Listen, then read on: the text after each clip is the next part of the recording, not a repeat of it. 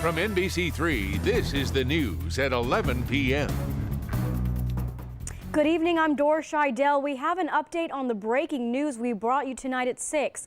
Just into our newsroom, the unresponsive man pulled from Lake Ontario earlier this afternoon has died. That's where NBC3's Alex Rusilla joins us live with the details right now. Alex.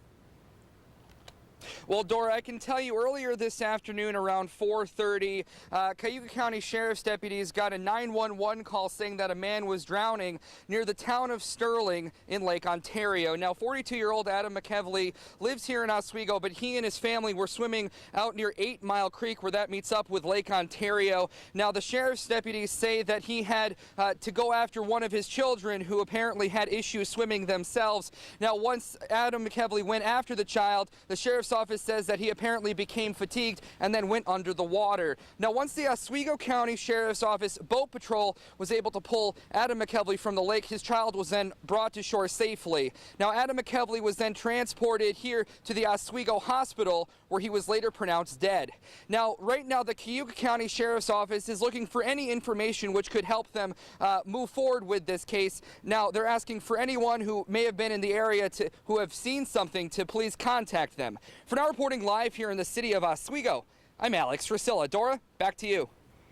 Thank you, Alex. We have breaking news tonight. According to the New York Times, the 2 Amish girls kidnapped from their St. Lawrence County farm were sexually abused. Late last night, the suspects were formally charged in the town of Fowler. 39-year-old Stephen Howells II, a nurse, and 25-year-old Nicole Vasey, a pet groomer, are accused of kidnapping in the first degree, but additional charges will likely be filed. According to the New York Times, the St. Lawrence County District Attorney said tonight that the 2 girls, ages 7 and 12, were abused. At a press conference this morning, Sheriff Kevin Wells said the couple may have planned to abduct other children. Definite potential because of what came out of our interviews with them, and for the way that this was planned out, and for some of the other aspects that we've seen.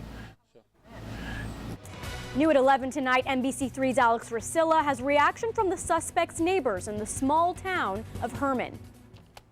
In rural St. Lawrence County, homes are far apart from one another, but the arrest of these 2 suspects brought everyone instantly together. Nobody knew it for a while. Then yesterday, everything just broke loose. All we just see is red lights up on the hill and red lights all over the place. Yeah. That's all we see. I know, and it's like, what? We had no idea. Yeah. None whatsoever, and it was just scary. The charges against Stephen Howells and Nicole Vasey are 2 counts of kidnapping.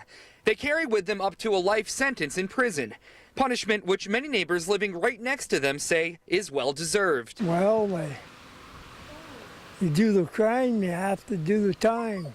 That's what they always, that's the way I was brought up. Many in this tiny community have children or grandchildren the same age both Amish girls are. So seeing Howells and Vasey locked away in orange jumpsuits is a sight which brings comfort to neighbors just down the street. Well, it's kind of scary. My granddaughter was home here for the summer from Indiana, and knowing that it's that close to home, you know. Yeah.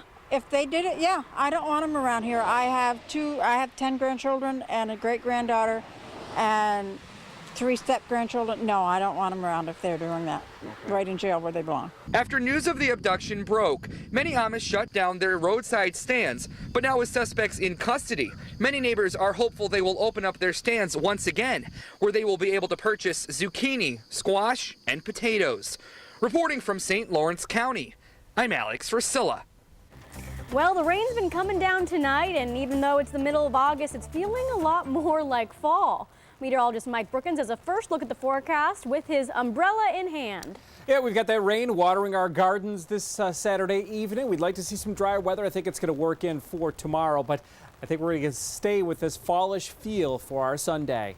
Let's take a look at the Stanley Law Sky Watch up in Baldwinsville with our Barnesville Memorial Camera. You can see the rain's coming down there as well. So definitely have your umbrella, your rain jacket the next several hours with showers gradually tapering. You can see the motion on live triple Doppler radar to the southeast and how over Lake Ontario and in far western New York there's some drier air.